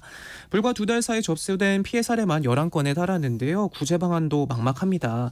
보통 SNS 광고를 통해 접속해 사이트 이름이나 주소를 알지 못하는 데다 검색으로 다시 찾기도 어렵고요. 겨우 사이트를 찾아내 사업자에게 환불을 요청해도 이후 추가 결제만 막을 수 있을 뿐 환불을 요구할 방법도 없습니다. 결국 소비자 스스로 주의하는 방법밖에 없는데 자나깨나 허위 광고 조심 또 조심하셔야겠습니다. 제가 준비한 소식은 여기까지입니다. 네, 고맙습니다. 지금까지 임선우 뉴스캐스터였습니다. 내일 점심 메뉴 추천. 귀로 듣는 푸짐한 지식 한 상 어떠세요? 세상의 모든 정보. 아나운서 전주리입니다. 일터에서 억울한 일은 없어야겠죠. 알아두면 도움이 되는 노동법 이야기, 직장인을 위한 라디오 생존백서, 소나무 노동법률사무소 김효신 노무사와 함께합니다. 어서 오세요. 네, 안녕하세요. 네, 오늘은 직장인들이 어떤 고민을 풀어볼까요? 네, 프리랜서라는 단어를 많이 들어보셨을 것 같아요. 뭐 어떤 툴 등에 속해 있지 않고 그 자신의 뭐 업무 능력 이용해서 개인 사업자를 많이 말하는데요. 네. 사실 우리나라에서는 3.3% 세금 공제하는 경우에 그냥 프리랜서라고 인식하는 경향이 강하세요. 그래서 우리는 뭐 대부분 자유직이다라고 인식을 많이 하고 있지만 그 속으로 들어가 보면 근로자처럼 일하지만 보호받지 못하고 뭐 사용자처럼 자유롭지만 또 그만큼 금전적 보상도 못 따라오는 그런 조금 약자의 지위에 있거든요. 네. 사실 이제 그 최근에도 아르바이트 4대 보험 가입 대상 안 된다는 뭐 사업주 말만 믿고 3.3% 사업소득 신고에서 불이익을 받는 사례들이 있다고 해서 이번에 근로복지공단에서 고용산재보험 가입에 대해서 실태 조사에 착수하기로 했습니다. 그래서 이럴 경우에는 우리 4대 보험 어떻게 되는지, 근로기준법은 어떻게 보장받을 수 있는지, 퇴직금 받을 수 있는지 이런 것들 한번 살펴보고요. 오늘 프리랜서들이 불합리한 피해 입지 않으려면 어떻게 해야 되는지 조금 말씀드려 볼까 합니다. 저도 프리랜서 생활을 해본 적이 있어서 좀 더 관심이 가는데요. 네. 일부 사업주들이 근로자들을 속여서 계약서를 작성하고 있다는 건데 어떻게 이런 일이 발생할 수 있어요? 사실 프리랜서 계약 계약이 되면 계약서를 가지고 서로 간에 사업자 대 사업자로 이렇게 동등하게 설명을 받고 서로 상호 합의해서 체결돼야 되는 게 맞잖아요. 네. 그런데 이게 일방적인 조치로서 이행되는 경우들이 많아요. 왜냐하면 우리 근로자분들 일하시러 오신 분들이 사실 신경을 그렇게 크게 쓰시지 않는다. 좀 잘 모른다. 이런 입장에서 사업주가 일방적으로 사업소득세 3.3% 신고하거나 아니면 뭐 일단은 우리 근로자 측면에서 사대보험료 너무 많이 떼는 거 싫으니까 또 그다음에 나중에 어떻게 될지도 모르는데 퇴직금 받는 것보다 먼저 받고 싶어하는 그런 것 때문에 먼저 요청해서 3.3% 신고하기도 하거든요. 네. 이럴 때는 사실 계약서가 거의 없죠. 근데 문제는 사실 이 이유입니다. 3.3% 신고해놓고 그 신고했다는 이유만으로 나중에 근로자로 아예 보지를 않는다는 데부터 문제가 발생되는 데거든요. 그럼 회사에 입사했는데 근로자가 아니라 프리랜서 신분이었을 수도 있다는 거예요? 네, 맞아요. 이게 동일한 업무 하게 되지만은 그 업무 자체를 이제 프리랜서한테 도급을 주는 경우인데요. 여기서 도급이라는 게 사실 일을 맡기고 그에 대한 결과만 완성되는 것만 보고하면 되는 거거든요. 그런데 이런 계약이 체결돼 있으신 분이 있고 우리 근로자로서 그런 도급 주지 않고 내부에서 처리하는 분들이 있어요. 그러니까 상호 이런 계약들이 많음으로써 근로자 신분과 프리랜서 신분으로 나뉘게 되는데 가장 문제점은 뭐냐면 이 프리랜서들도 결국에는 생활을 근로자처럼 같이 하는 데서 네. 분쟁이 출발됩니다. 네. 오늘 라디오 생존백서 코너에서는 프리랜서들의 노동 환경에 대해서 이야기 나눠볼 예정인데요. 근로자처럼 일하고 있음에도 프리랜서 계약을 강요받았거나 프리랜서로 일하면서 부당한 일을 겪으신 분들 계시다면 문자 보내주시기 바랍니다. 김효신 노무사가 해결책 제시해드릴게요. 참여하실 번호는 샵 9730번이고요. 짧은 문자 50원, 긴 문자는 100원의 정보 이용료 부과됩니다. 콩 게시판을 통해서는 무료로 참여하실 수 있으니까요. 많은 참여 부탁드릴게요. 그런데 근로계약과 도급계약에는 어떤 차이가 있는지 좀 더 따져보면 좋을 것 같아요. 사실 이제 근로기준법에서 근로자면 직업의 종류와 관계없이 임금을 목적으로 근로를 제공하는 사람으로 정해놓거든요. 그래서 이 근로계약은 근로자가 그 시간을 사용자에게 제공하고 그 시간 동안 사용자의 지시를 받아 근로하는 게 핵심입니다. 근데 우리 프리랜서 계약, 도급 계약이라고 하는 거군요. 약속에 따른 결과물 제공하고 그에 대한 대가를 지급받는 계약인 거거든요. 그래서 이 가장 큰 차이점은 업무상 전적인 권한과 재량의 유무 누구한테 가 있느냐, 그다음에 근로기준법상 근로자성으로 인정받을 수 있는가, 그다음에 사용 종속관계 유무에 따라서 구분되게 돼 있습니다. 네. 최근 논란이 될 만한 사건도 있었다면서요. 네, 맞습니다. 지난달에 한 국립대학이 재학생 대상으로 운영하는 자살 예방 전화 상담원 채용 공고를 냈거든요. 근데 여기에서 최저임금에도 미치지 못하는 금액을 제시해서 빈축을 사는 일이 발생했습니다. 그 조건을 보니까 2교대 12시간 연속 근무에 하루 일당을 10만 원으로 지급한다는 공고인데요. 시급으로 따져보니까 8,333원, 네. 법정 최저임금인 9,860원에도 한참 못 미치는 수준이죠. 이런데도 상담원들은 야간 근무까지 해야 되는 상황인데 심리 상담 분야에 석사 마치거나 최소 재학 중인 사람에게만 지원할 수 있다고 했습니다. 사실 이 경우가 발생한 채용 공고를 낼 수 있었던 이유가 해당 대학이 이 근로자로 보지 않고 이시당초 프리랜서 자격으로 채용 공고를 냈기 때문이거든요. 네. 근데 근무 시간이 명확히 정해져 있으면 프리랜서가 아니라 근로자로 봐야 되는 거 아니에요? 맞습니다. 사실 이제 뭐 법적 비준이나 이런 거 뒤져보고 채용 공고를 봤을 때도 채용하렸던 이 상담 직종이 프리랜서라고 보기는 조금 어려워요. 왜냐하면 출퇴근 시간 정해져 있죠.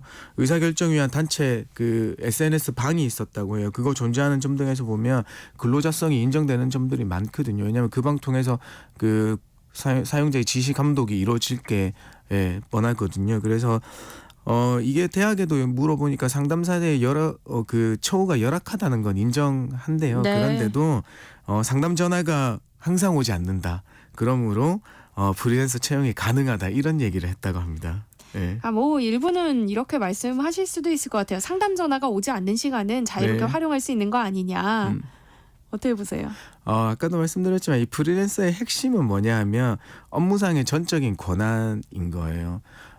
이게 뭐 계약 당사자가 프리랜서로 하시는 분이 자신이 원하는 장소에서 원하는 방식으로 전화 상담해 준다고 하면 이 얘기가 가능하겠죠. 네. 그런데 24시간 2교대 근무 정해놨잖아요. 정해진 장소와 시간에서 그 업무를 봐야 되는데 그러면 근로기준법에서 다시 돌아와서 살펴보면 과연 이 대기 시간 전화를 기다리는 대기 시간 역시 사용자의 지휘 감독 아래 구속된 시간으로서 근로시간으로 봐야 되는 거 아니냐라는 반문이 나올 수 있습니다. 네. 그럼 프리랜서 계약을 이미 맺었다면 바로 잡을 수는 없는 거예요? 아닙니다. 사실 이제 계약서대로 한다고 하면 전혀 분쟁이 발생할 여지가 없죠. 그런데 계약은 계약대로 실제는 전혀 다르게 움직이는 경우에는 이 일을 재개해야 될 테니까요. 그래서 이 근로계약이 아닌 프리랜서 계약 맺은 상황에도 실질적으로 우리 구체적인 지시 감독 받아가면서 사용자의 종속관계가 인정된다고 하면 근로자로 보호받을 수 있는데요. 여기에서 가장 중요한 게 사용 종속관계의 유무입니다. 그러니까 정리하자면 계약의 형식에도 불구하고 실제 제공한 업무가 사용자에 대한 종속성이 높다라고 하면 근로자라고 볼 수 있는데요. 이게 네. 그 판단에 대한 약 8가지 요소가 있습니다. 그러니까 근로자성을 판단하는 기준, 특히 종속적인 관계가 인정되는 건 어떤 경우예요? 이게 사용자 측에 많이 구속된다고 보시면 되는 거예요. 그러니까 업무 내용을 내가 정하는 게 아니고 사용자가 구체적으로 정한다든가 네. 아니면 우리 사규에 적용을 받는다거나 그래서 업무 수행 과정에서 우리 사용자가 상당한 지시 또는 감독을 한다. 또 근무 장소와 시간을 정한다. 그다음에 또 노무 제공자 그러니까 프리랜서가 스스로 비품이나 원자재, 작업 도구 등을 소유하거나 제3자를 고용할 수 없는 경우다. 그다음에 근로 제공의 계속성이 인정되고 특정 사업장에 전속돼 있는 상황이라고 하면 이 종속성이 높다고 판단하고 있습니다. 네. 그런데 프리랜서들은 대부분 이제 사업소득세 3.3%를 공제하고 이 4대 보험에 가입돼 있지 않잖아요. 네. 근데 이런 경우라면은 근로자로 인정받기가 어려운 거예요? 사실 쉽진 않아요. 이제 뭐 기본급, 고정급 정해져 있지 않고 뭐 근로소득세 원천 징수 안 하고 4대 보험에 가입되지 않으면 종속성이 낮다고 보긴 하는데요. 이 네. 판례에서는 이러한 점들이 아까 말씀드린 이 3가지 점들이 사용자가 우월한 지위에서 임의로 정할 여지가 크다. 그러니까 이런 경우에 해당된다고 해서 무조건 근로자성을 부정해서는 안 된다고 얘기하고 있거든요. 네. 그러니까 결국에는 아까 말씀드린 6가지 요소와 부정적인 이 요소들을 서로 종합적으로 고려해서 판단해 봐야 된다라는 말씀드리겠습니다. 네. 또 다행히 지난 2020년부터는 프리랜서도 고용보험에 가입할 수 있게 됐죠. 네, 맞습니다. 그동안 우리가 뭐 코로나 사태 겹치면서 굉장히 이 지위가 불안하다는 걸 느끼셨잖아요. 그래서 이 노무 제공자라고 지칭하게 되는데요. 이분들은 일정한 대가 지급받고 계약을 체결한 사람인데 모든 프리랜서가 다 되시는 건 아니고요. 네. 법에서 정해놓은 18개 약 18개 직종에 해당되시는 이 노무 제공자들만 해당되세요. 뭐 가장 대표적인 게 보험 설계사, 뭐 판문 판매원, 방문 판매원이고요. 그다음에 초중등 방과 후 학교 교사, 강사, IT 소프트웨어 프리랜서나 관광 통역 안내사 등이 있습니다. 네. 그럼 고용보험에 가입되는 직종이면 산재보험도 가입할 수 있는 거예요? 네, 맞습니다. 고용보험과 산재보험은 거의 한 세트라고 보셔도 문제 네. 무방할 거예요. 그런데 이제 산재보험 같은 경우에는 예전에는 그냥 자기가 산재보험 먼저 가입해놓고 하기 싫으면 그 가입처에 신청했으면 되는데요. 지금은요, 딱 안 되는 경우가 딱 정해져 있어요. 어떤 네. 경우하면 질병이나 부상, 뭐 임신, 출산, 육아로 1개월 이상 휴업하거나 사용자의 기책으로 1개월 이상 휴업하는 경우만 적용 제외 신청이 가능하다는 점 알려드리겠습니다. 네. 프리랜서가 실업급여를 받기 위해서 충족해야 하는 조건이 있을까요? 네, 요거는 이제 일반 근로자들보다는 조금 팍팍해요. 이직 전 24개월 동안 고용보험 가입 기간이 이제 12개월 이상 충족해야 되고요. 이제 실업급여를 받을 수 있는 조건은 이직 사유가 1년 이내 2개월 이상 보수가 지급되지 않는 경우나 지연 지급된 경우, 그다음에 사업장 이전으로 왕복에 3시간이 걸리는 경우, 네. 그다음에 사업주의 사정으로 계약 조건이 변경이 불가능해서 그만둔 것이 사업주의 의견서 등에서 객관적으로 인정되는 경우에 퇴사하시게 되면 실업급여를 받으실 수 있게 됩니다. 네. 현장에서 보시기에 프리랜서들이 어떤 점을 가장 어려워하고 있는지가 궁금해요. 사실 예전에는 이제 미용실 헤어 디자이너의 근로자성 다툼이 굉장히 많았어요. 헤어 디자이너 경우는 그 프리랜서 계약을 체결하지만 사실 미용실에 엄격한 규칙을 적용받고 뭐 제재도 받기도 하고 출퇴근 시간 구속받는 경우들이 많았거든요. 네. 그래서 이렇게 지내다가 자기들은 당연히 이제 근로자라고 아시고 퇴직금을 요구하지만은 이제 프리랜서 계약 썼으니까 퇴직금 못 준다 이런 얘기들 때문에 분쟁이 시작되는 거거든요.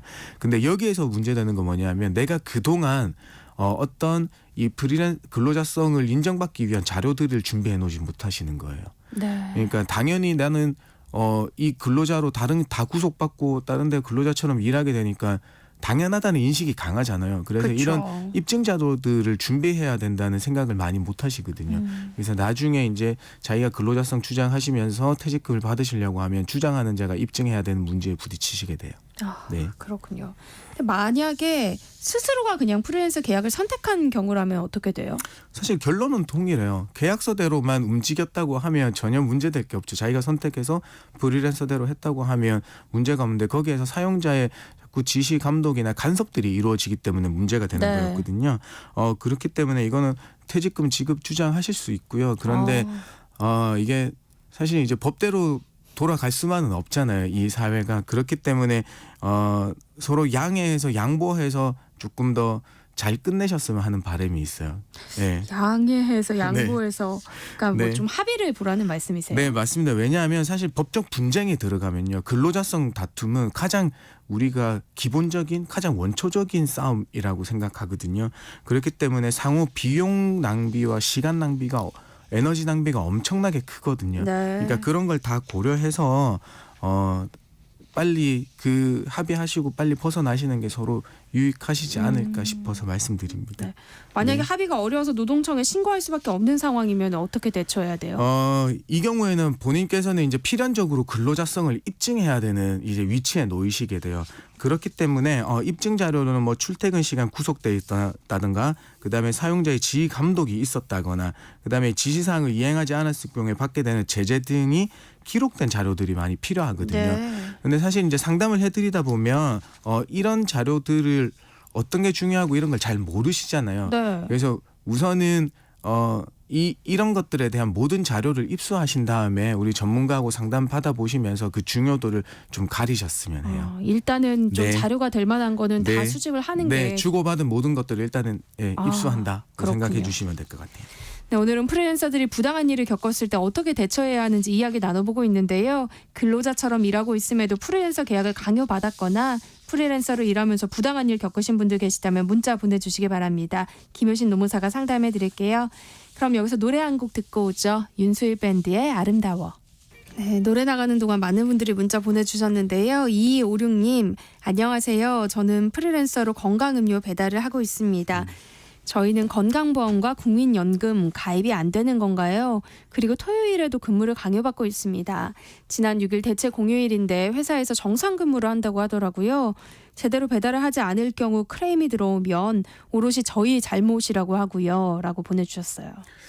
네. 우선 뭐 건강보험과 국민연금 가입에 대해서 답변 드리면요. 이 프리랜서 분들 같은 경우에는 직장 가입자로 등록이 될 수 없어요. 직장 가입자 같은 경우에는 우리 근로자 법인 사업장의 뭐 근로자건 아니면 개인 사업장의 사업주나 근로자들 분들을 얘기하는 거거든요. 네. 그래서 이 사업자 등록증이 없는 개인 사업자이고 직원을 따로 채용하시지 않기 때문에 이분들은 어떻게 직장 가입자로 들어가실 수 없어서 지역 가입자로 가입을 해 주셔야 되는 거예요. 그러니까 건강보험 같은 경우에는 이 지역 가입자로 가시는데 만약에 소득이 2천만 원 이상이 되면 어디에 피부양자로 또 들어가실 수도 없거든요. 그래서 그 세대에 따로 지역 가입자로 납부를 해 주셔야 된다는 점 말씀드리겠습니다. 네.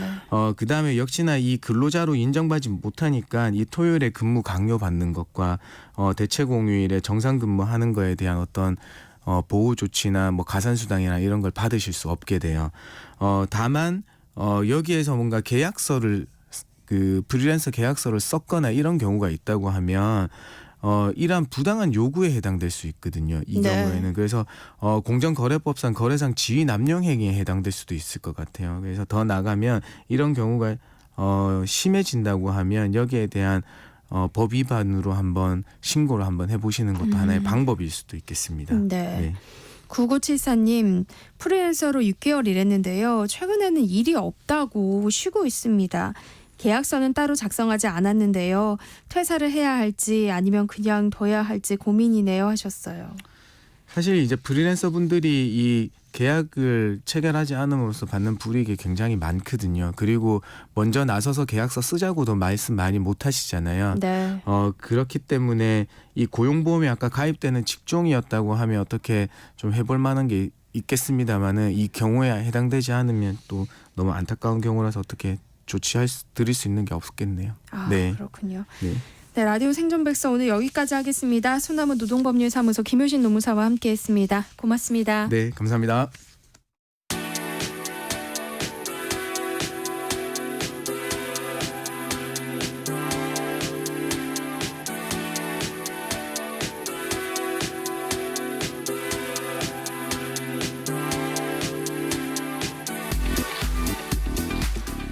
일상의 모든 것은 과학적으로 설명이 가능하다고 하는데요. 여러분들의 궁금증 풀어드리는 시간이죠. 한낮의 과학실 이독실 과학 커뮤니케이터와 함께합니다. 안녕하세요. 네, 안녕하세요.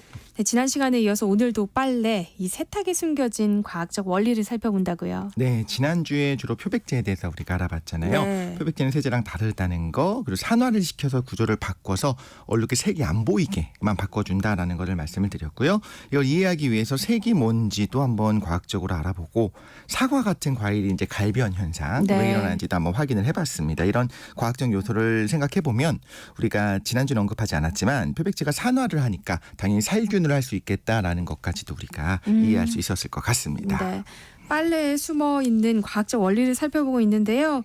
이번에는 섬유유연제 이야기를 좀 해볼까요? 일단 어떤 원리로 옷감이 부드러워지는 건지도 궁금하네요. 네, 부드러워진다는 건 원래 뻣뻣했기 때문인 거잖아요. 네. 그럼 빨래를 하게 되면 왜 옷감이 뻣뻣해지는지 생각해 보는 게 먼저일 것 같아요. 네. 세탁을 하게 되면 회전을 막 시키고 막 흔들게 되잖아요. 그럼 옷감에 있는 실들이 서로 엉키게 될 수밖에 없어요. 실들이 좀 삐져나와 있기 때문에. 그리고 서로 틈으로 이제 끼어 들어가면서 수축을 하기도 합니다. 그러면 우리가 만져봤을 때 뻣뻣하게 느껴지는 거죠.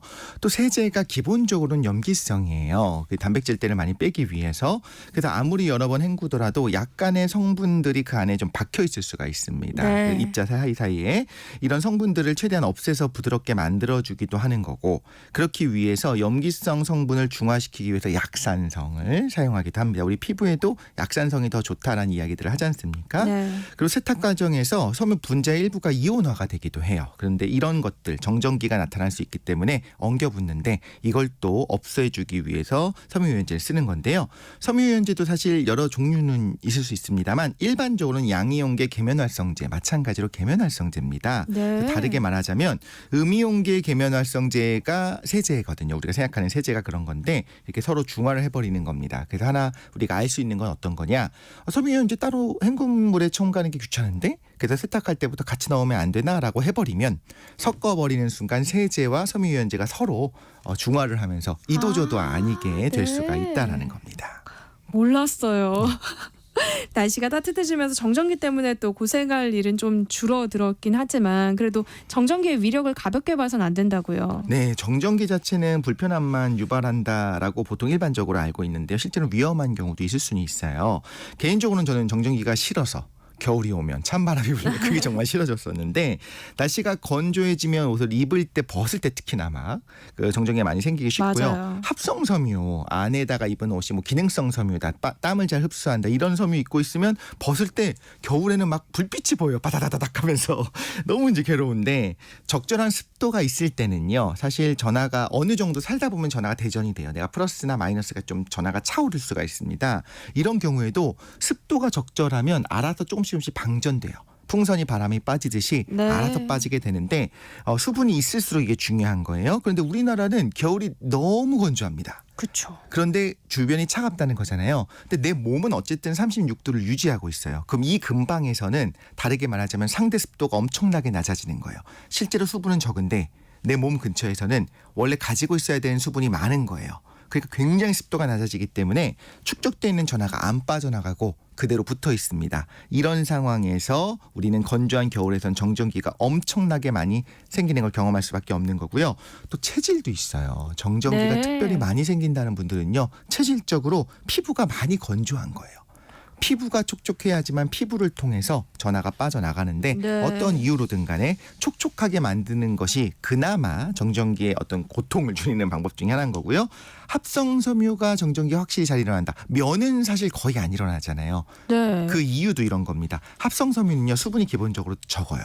그래서 수분이 있어야 전하가 빠져나가는데 면의 경우에는요, 목화솜으로 만들잖아요. 네. 거의 정전기가 안 생기는 이유가 사실 물을 계속 흡수하고 있는 OH기가 있습니다. 그래서 기본적으로 면 자체는 수분을 좋아해요. 그래서 굉장히 물을 잘 흡수하고, 단점은 한번 흡수한 물을 잘 안 떨어뜨리죠. 그래서 한번 젖은 면 옷은 잘 안 마르잖아요. 수분을 굉장히 좋아합니다. 다르게 말하자면 면 옷은 수분이 많기 때문에 정전기가 안 생기는데 네. 합성섬유는 기본적으로 대부분 물이랑 안 친해요. 그래서 표면이 건조하고 전하가 잘 빠져나가지 못하고 축적돼 있어서 정전이 일어나는 건데요. 근데 찌릿찌릿하잖아요. 이게 뭐 좀 불편한 거 아닌가 싶기는 한데, 산업 현장에서는요, 만약에 가연성 기체가 좀 있는 경우에 그 정전기 때문에 폭발 사고가 나는 경우도 실제로 있을 수가 있고요. 정전기의 전압이 굉장히 높습니다. 5,000볼트에서 최대 15,000볼트까지 굉장히 높아요. 우리가 사용하는 전기가 보통 220볼트. 그렇죠. 그리고 뭐 휴대폰 충전할 때는 5볼트, 10볼트, 12볼트 이렇게 사용하잖아요. 그런데 2000에서 3000볼트 이하는요, 사실 정전기가 생기더라도 우리가 못 느껴요. 아프지가 않아요. 그래서 쓱 지나가는 건데 5000볼트 이상으로 올라가게 되면 굉장히 그 고통을 따끔하게 느끼는 거죠. 그런데 볼트가 너무 높은데 그럼 큰일 나는 거 아닌가? 근데 그러니까요. 볼트는 높은데, 전압은 높은데 전하량은 적어요. 비유하자면 이런 거예요. 물이 굉장히 많은 거를 우리 통 안에 넣고서 한 1m 높은 곳에서 떨어뜨리면 그 낙차 때문에 에너지가 꽤 크잖아요. 네. 그런데 말하자면 정전기는 한 방울의 빗방울이 저 높은 곳에 2km 높은 곳에 떨어진 거예요. 그러니까 한 방울이 가지고 있는 에너지는 큰데 그래봐야 한 방울인 겁니다. 그래서 고통만 느껴지는 그런 거다라는 거고요. 하지만 가연성 가스가 있는 곳에서는 그 불꽃으로 그 점화가 일어날 수도 있고요. 또 정밀회로, 이것도 중요한데요. 아주 초정밀회로를 다룰 때가 있어요. 이럴 때는 이 정전기가 탁 튀면 그 순간에 전하가 확 흐르잖아요. 그럼 이 장치가 고장 날 수도 있어요. 그래서 어떤 산업 현장에서는 정전기가 안 생기게 하는 특수한 신발을 신고 있는 경우들도 있습니다. 그렇군요. 근데 우리가 옷에 정전기 좀 방지하려고 방지 스프레이 같은 걸 뿌리기도 하잖아요. 근데 이게 실제로 도움이 되긴 하나요? 사실 옷감이 친수성이 되도록 코팅을 좀 해주는 게 있고, 뿌리는 순간에 어쨌든 축축하게 되잖아요. 그 순간에 좀 빠져나가게 하는 것들이 있어요. 그리고 약간 친수성이 되니까 그 주변에 아무래도 정전기 좀 빠져나가기 쉬워질 수는 있다고는 하는데 효과는 일시적이라고 보고요. 네. 사실 이걸 한다고 해서 정전기가 뭐 드라마틱하게 사라진다, 이건 좀 쉽지는 않을 것 같습니다. 그리고 빨래할 때 섬유유연제 정전기 예방, 이런 방지, 이런 이야기들이 있어요. 네. 비슷한 원리입니다. 그래서 없는 것보다는 나을 수 있어요. 겨울에는요, 특히나. 그런데 효과가 사실 높지는 않다라는 거고요. 정전기가 고통스러운 거는요, 하루에 20번 정도 튀면은 이게 불편하잖아요. 근데 사실 그것 때문에 불편한 게 아니라 크게 한 5방 튀는 게 그게 불편하잖아요. 이걸 막기는 쉽지 않을 수가 있다. 또 팁을 하나 드리자면, 겨울이 지났기 때문에 사실 지금은 의미가 없습니다만, 정전기가 어디서 고통이 느껴지냐면 우리 피부에서 바깥으로 튀는 그 불꽃이 나타날 때예요. 그때 우리 피부에 자극을 주거든요. 다르게 말하자면 피부에서 불꽃이 시작되는 게 아니라 다른 곳에서 시작되게 하면 됩니다. 예를 들면 열쇠, 쇠로 된 열쇠. 요즘은 사실 열쇠를 대부분 안 가지고 다니지만 어떤 쇠로 된 무언가를, 대전체를 잡고서 그 다음에 먼저 손잡이를 톡 하고 건드리는 거예요. 그럼 나랑 이 열쇠 사이에는 틈이 없으니까 거기선 불꽃이 안 튀어요. 그런데 그 열쇠와 손잡이 사이에선 틈이 있으니까 거기서 불꽃이 튀거든요. 그럼 내가 받을 고통을 열쇠가 대신 받아주는 셈이 되기 때문에 이렇게 따끔한 정전기 방전을 느끼지 않을 수 있는 방법이, 이런 것들이 있습니다. 네, 또 다른 얘기인데요. 요즘 뭐 섬유 유연제 향 때문에 좀 사용하기 어렵다는 분들도 있고, 또 좀 화학적이라서 더 안 좋은 거 아니야 싶어서 대체제 찾는 분들도 있거든요. 이럴 때 대체할 만한 게 없을까요? 실제로 그런 이유로 네. 섬유유연제 대신에 식초를 좀 넣어서 쓰겠다라고 하는 팁들도 돌아다니고 쓰시는 분들이 있어요. 네. 적정한 양을 넣어서 쓴다고 하면 당연히 효과가 있죠. 그런데 이런 경우에는 식초를 다시 한번 헹구는 게 중요할 것 같긴 해요. 근데 식초가 정말 적은 양이 들어있으면 사실 냄새가 나지는 않습니다. 날아가기도 하고요. 네. 그렇지만 어쨌든 뭐 우리가 먹는 사과 식초 이런 걸 넣었다라고 한다면 다시 한번 헹구는 게 좀 필요할 것 같아요. 네. 식초가 유용한 경우는요, 기능성 의류. 기능성 의류의 경우에는 코팅을 안 하기 때문에 더 나을 수도 있는데, 우리가 흔히 생각하는 기능성 의류 어떤 거냐면 땀을 잘 흡수하고 또 빨리 말린다라고 하는 흡습을 잘하고 속건이 있는 것들 이런 것들은요. 땀을 잘 흡수하고 건조하는 그런 원리나 혹은 고어텍스를 많이 또 입으시는 경우가 네, 있잖아요. 특히 등산할 그렇죠. 때 이런 경우에는 섬유유연제 쓰지 말라고 써 있습니다. 절대 쓰지 말라고 써 있어요. 왜 그러냐면 코팅을 하는 성분들이 미세한 구멍을 막습니다. 첫 번째로 고어텍스의 구멍들을 막아요. 코팅을 하기 때문에 그런 겁니다. 두 번째는 섬유의 주름이 많이 일부러 만들어 놓은 것들이 흡판 속건이라고 하는 그런 의료들이 있거든요. 이걸 표면적을 억지로 넓게 만들어 놓기 위해서 주름을 굳이 만들어 놨는데 그 사이사이에 실리콘 성분이 들어가서 막아버리는 거예요. 그러면 이런 미세 구멍이나 주름이 이런 기능성 의료의 기능성의 핵심이거든요. 이걸 막아버릴 수 있기 때문에 이런 경우에는 아무래도 섬유유연제를 쓰지 않는 것이 낫고 다르게 말하자면 식초를 쓰는 것이 그나마 낫다라는 건데 네. 제 입장에서는 그냥 식초도 안 쓰고 헹굼을 한 번 더 하는 게 더 낫지 않을까라는 생각이 들기도 하고요. 만약에 꼭 필요하다라고 한다면 기능성 의료 전용 세제도 있고요. 기능성 의료 전용 유연제가 있어요. 그런 실리콘 성분이 없는 유연제가 있습니다. 이런 걸 쓰는 것이 더 낫다는 건데 핵심은 지금이나 마지막에 또 말씀드리겠습니다. 가장 중요한 핵심은 정량이에요. 보통 섬유유연제를 얼마씩 넣느냐, 냄새가 너무 많이 나요, 향기가 너무 강해요 라고 하는 분들을 보면 정량보다 몇 배, 거의 10배 이상씩 넣는 경우도 있어요. 정량을 실제로 체크해보면요. 깜짝 놀랄 만큼 적어요. 아니 뭐 이거 넣는다고 효과가 있어? 싶을 정도 굉장히 적은 그래요? 양이거든요. 그래서 이렇게 써야 되는데 많은 양을 쓰니까 첫 번째 잔여물이 남아버립니다. 잘 녹지도 않아요. 풀어지질 않아요. 그리고 이것이 냄새도 심하게 나게 되는 거고 실제로 세탁조에도 늘러붙어서 나중에 거의 곰팡이가 피는데도 역할을 할 수도 있습니다. 그래서 한 번쯤 우리 방송 듣는 분들께서는 한 번씩 섬유유연제 레이블을 한번 확인해 보시고 몇 리터 물에 얼마나 넣으라고 했는지 보시면 눈을 의심할 정도로 적은 양을 쓰라고 해요. 이것이 가장 중요한 것 같습니다. 저도 한번 확인해 봐야겠네요. 그동안 그냥 무심결에 막 했거든요. 그리고 수건 빨 때 섬유유연제 사용하면 안 된다는 얘기도 전 들었거든요. 네, 섬유유연제가 섬유 표면을 코팅을 좀 한다고 했잖아요. 네. 그래서 실리콘 성분이 소량 함유되는 경우에 특히나 이게 코팅을 하게 되는데 섬유유연제로 한 번이 아니고 여러 번 지속적으로 빨래를 하게 되면 빨래가 점점 코팅이 되는 겁니다. 그럼 흡수력이 점점 떨어지는 거고 원래 아시겠지만 면수건은요. 좀 몇 번 빨래를 한 면수건은 정말 엄청난 속도로 물을 흡수를 하잖아요. 그런데 이게 잘 안 되는 거예요. 그런데 새로 산 면수건의 경우에는 생각보다 물을 흡수를 잘 안 해요. 그러니까 처음에 뽀송뽀송한 느낌을 내게 하려고 한번 살짝 코팅이 돼서 나오는 것 같아요. 네. 이런 경우가 될 수가 있다라는 건데요. 근데 섬유유연제 없이 예를 들면 겨울에 실내에서 말린다고 하면 어떻게 되냐면 오징어처럼 바짝 마르죠. 맞아요. 들어 올리면 그 상태 그대로 모양을 유지할 정도로 맞아요. 바짝 마르죠. 감촉도 좀 안 좋아지기도 하고요. 네. 그런 경우에는 섬유유연제를 정량을 소량 쓰는 것도 괜찮고요. 아니면 건조기가 있는 분들이 많이 있으니까 이걸로 저온에서 말리고 또 하나는 당연히 이제 주부분들은 하시겠지만 터는 게 중요합니다. 털어서 이 실을 오일들을 좀 이렇게 좀 뽀송뽀송하게 만드는 네. 과정들이 굉장히 필요하다라는 거고요. 중요한 거는 당연히 많은 분들이 실천하시겠지만 수건은 어쨌든 소모품입니다. 어느 정도 쓰고 나면 교체를 할 수밖에 없는 겁니다. 그리고 또 하나 말씀드리고 싶은 게 운동할 때 요즘은 운동이나 세차할 때는 흡습성이 높은 수건을 쓰는 경우들이 있어요. 그래서 굉장히 얇은 타올인데 이거로는 금방 흡수가 된다라고 하는 이런 것들이 있는데 처음에 말씀드린 것처럼 섬유유연제는 절대 쓰면 안 되는 수건류들입니다. 네. 이런 수건들이 처음에 말씀드린 것처럼 물을 원래 흡수를 안 해요. 물을 흡수 안 하면은 아니 어떻게 물을 빠르게 흡수해서 건조한다는 거지라고 생각할 수가 있는데요. 표면적을 현미경으로 보면 표면적이 굉장히 넓은 상태입니다. 그래서 모세관 현상으로 일단 물이 한번 살짝 젖으면 그다음에 물을 쪽 빨아들이는 거예요. 모세관 현상으로 빨아들이는 겁니다. 그런데 아까 말씀드린 것처럼 섬유유연제를 잘못 쓰게 되면 아예 오히려 물을 튕겨내게 만들 수도 있어요. 오히려 전혀 수건의 역할을 못한다는 거고요. 네. 이런 수건들의 특징이 뭐가 있냐면 처음에는 건조된 상태에서는 아니 물 흡수 잘한다면서 해보면 물 흡수를 안 합니다. 튕겨냅니다. 그런데 일단 한번 물에 젖기 시작하면 한번 적신 다음에 한번 짜고 나면 그때부터는 젖어 있는 수건이 훨씬 더 물을 잘 흡수를 합니다. 어느 정도 젖은 상태일 때 물을 더 잘 흡수하는 이런 수건들은 절대 섬유유연제를 안 쓰시는 게 맞다입니다. 빨래도 대충 하면 안 되겠네요. 맞습니다. 듣다 보니까. 복잡합니다. 네. 저는 아이를 키우고 있으니까 사실 화학세제 사용이 좀 꺼려져요. 그래서 조금 지저분해도 그냥 물로만 세탁하는 게 더 건강하지 않나 이런 생각을 하거든요. 근데 과학적으로 따져보면 어떤가요? 사실 정량대로 세제를 넣고 제대로 세탁을 하고 충분히 헹군다면 지금 말씀하신 부분에 대해서는 좀 자유로울 수가 있기는 합니다. 저도 비슷한 생각들을 한 번씩 하는데 특히나 드럼 세탁기의 경우에는 헹굼이 좀 제대로 되는 건가라고 좀 의아할 때가 있을 네. 정도긴 해요. 물을 워낙 적게 쓰기 때문에.